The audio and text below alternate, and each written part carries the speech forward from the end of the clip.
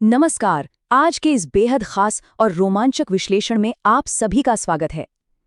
तो चलिए सीधा मुद्दे पर आते हैं। आज हम इतिहास के पन्नों से एक ऐसी दास्तान को उजागर करने जा रहे हैं जो शाही महलों की चकाचौंध के पीछे छुपे एक भयानक, रूह कंपा देने वाले अंधेरे को सामने लाती है। अब देखिए, जब भी हम मुगल काल के बारे में सोचते हैं तो हमारे दिमाग में क्या आता है? सफ़ेद संगमरमर के भव्य महल, बेशुमार दौलत और असीम ताकत। सही कहा ना? लेकिन आज हम जिस कहानी पर चर्चा करने वाले हैं वो कुछ और ही बयां करती है। ये कहानी है दिल्ली के उस शाही महल की जिसकी दीवारें सिर्फ पत्थरों से नहीं बल्कि खौफनाक रहस्यों से चीनी गई थीं।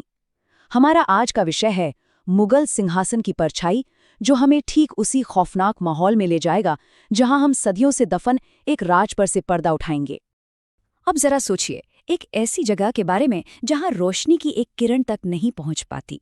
इस पूरी कहानी का सबसे डरावना हिस्सा यही है जिसे काला गलियारा कहा जाता था। ये महल का एक ऐसा हिस्सा था जहां हमेशा, जी हां, हमेशा गुप्त अंधेरा छाया रहता था।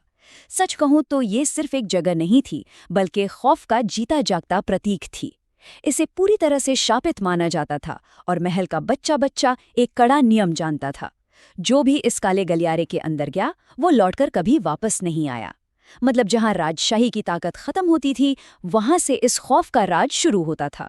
वहां का माहौल कितना दमघोटू रहा होगा, इसका अंदाजा लगाना भी मुश्किल है। लेकिन फिर एक रात कुछ ऐसा हुआ जिसने इस खामोश रहस्य को हमेशा के लिए तोड़कर रख दिया। सिर्फ एक शब्द, बचाओ। बादशाह की फौज में एक नया सैनिक भर्ती हुआ था जिसका नाम था आरिफ। आरिफ सिर्फ बहादुर ही नहीं था, बल्कि उसमें सच जानने की एक अजीब सी बेचैनी थी। एक रात जब पूरा महल गहरी नींद में था, आरिफ ने उसी खौफनाक काले गलियारे की तरफ से एक कांपती हुई आवाज सुनी। किसी ने मदद मांगी थी। बाकी सैनिकों ने उसे बहुत रोका, चेतावनी दी कि भाई वहां मत जाना, वो जगह शापित है। लेकिन आरिफ कहाँ रुकने वाला था? उसने सारी चेतावनियों को अनसुना कर दिया। और यकीन मानिए, अंधेरे से आई वो एक फुसफुसाहट ही वो चिंगारी थी जिसने एक आम सी रात को इतिहास की सबसे खौफनाक खोज में बदल दिया। तो चलिए बिना देर किए शुरू करते हैं हमारा पहला भाग, शाही साया और काला गलियारा। यहाँ हम महल के उन दो बिल्कुल अलग चेहरों को समझेंगे। यहाँ पर आपको एक बहुत ही भयंकर विरोधाभास देखने को मिलेगा। एक तरफ तो हमारा शाही महल है, चमकता हुआ सफ़ेद संगमरमर, जिस पर जब चांद की रोशनी पड़ती है तो उसकी भव्यता देखते ही बनती है। ये असीम ताकत का प्रतीक था। लेकिन वहीं दूसरी तरफ ठीक उसी महल के एक कोने में मौजूद था काला गलियारा, जो हमेशा के लिए अंधेरे में डूबा हुआ है, जिसे शापित माना जाता है, जहां से लोग अचानक गायब हो जाते हैं। तो सबसे अहम बात जो हमें यहाँ समझनी है वो ये है कि ये सिर्फ रोशनी और अंधेरे का फर्क नहीं है, ये सत्ता के दिखावे और उस सत्ता को बचाने के लिए किए गए काले कारनामों के बीच का फर्क है। ये विरोधाभास इतना गहरा है कि उस समय की घुटन आप आज भी महसूस कर सकते हैं। अब आगे बढ़ते हैं भाग 2 की तरफ, आरिफ की खौफनाक खोज। यहाँ हम देखेंगे कि अंधेरे में कदम रखने का अंजाम क्या होता है। जरा खुद को आरिफ के जगह रखकर देखिए। जैसे जैसे वो उस गलियारे में आगे बढ़ता है, चीजें तेजी से डरावनी होने लगती हैं। सबसे पहले अचानक से वहां की हवा एकदम बर्फीली हो जाती है, जो किसी भी अनजानी शक्ति के होने का पहला साफ इशारा है। फिर उसकी मशाल की कांपती रोशनी में दीवारों पर अजीब सी परछाइयां नाचने लगती हैं, मानो वो उसे चीख चीख कर वापस जाने को कह रही हों। और फिर अचानक आरिफ के कदम ठिठक जाते हैं। क्यों? क्योंकि सामने दीवार पर कुछ ऐसा लिखा था जिसे देखकर किसी की भी रूह कांप जाए। यहाँ सच दफन है, और वो भी खून से लिखा हुआ। ये सिर्फ कोई डरावनी चेतावनी नहीं थी, बल्कि बीते हुए कल की एक चीख थी। ये कोई मनगढ़ंत भूतों की कहानी नहीं है दोस्तों, ये एक बहुत बड़े सच को छुपाने की साजिश थी। दीवार पर लिखा वो संदेश साफ बता रहा था कि सत्ता के इन गलियारों ने किसी बहुत बड़ी सच्चाई का गला घोटा गया है। और जैसे ही आरिफ उसे पढ़ता है, वही रहस्यमयी आवाज फिर से घूम जुटती है, मुझे आजाद करो। ये अब सिर्फ मदद की गुहार नहीं रह गई थी, ये सीधे सीधे इंसाफ की मांग थी। इसी के साथ हम आते हैं भाग 3 पर, रानी की दफन डायरी। वो राज जो उस अंधेरे में सदियों से दफन था। उस आवाज का पीछा करते हुए आरिफ एक बंद कमरे के सामने पहुंचता है, और ताजुब की बात देखिए, दरवाजा खुद ब खुद खुल जाता है। अंदर घुसते ही सबसे पहले उसकी नजर पड़ती है एक पुरानी रानी की बड़ी सी तस्वीर पर। उस तस्वीर की आंखें इतनी जीवंत थीं कि आरिफ को लगा जैसे वो उसे ही घूर रही हैं। उस खौफनाक पेंटिंग के ठीक नीचे एक पुरानी तिजोरी छुपी हुई थी, और जब आरिफ ने अपने कांपते हाथों से उसे खोला तो अंदर से मिली एक बहुत ही पुरानी, धूल खाती हुई डायरी। इन तीन चीजों ने मिलकर उस खामोश कमरे के खौफनाक रहस्य को पूरी तरह से खोलकर रख दिया था। और जब आरिफ ने उस डायरी के पन्ने पलटे तो इतिहास का सबसे काला सच उसके सामने आ गया। डायरी में लिखा था कि वो कोई और नहीं बल्कि उसी महल की रानी थी, और सबसे भयानक बात, उसे किसी दुश्मन ने नहीं बल्कि खुद उसके पति यानी उस शक्तिशाली बादशाह ने धोखा दिया था। बादशाह को डर था कि रानी उसके किसी बहुत ही खतरनाक राज से पर्दा उठा देगी, तो उसने क्या किया, उसने अपनी ही रानी को उसी कमरे में जिंदा दफन कर दिया। सोचकर ही घुटन होती है ना। डायरी में ये भी लिखा था कि उस रानी की आत्मा तब तक उसी अंधेरे में कैद रहेगी जब तक कोई उसका सच पूरी दुनिया को नहीं बता देता।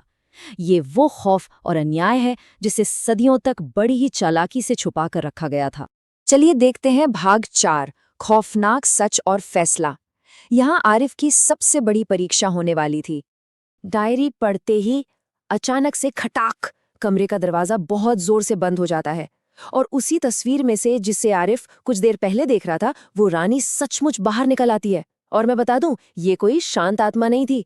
उसकी आंखें गुस्से से धधक रही थीं और उसका चेहरा उस दर्द और क्रोध से भरा हुआ था जो सदियों तक जिंदा दफन रहने के बाद पैदा होता है।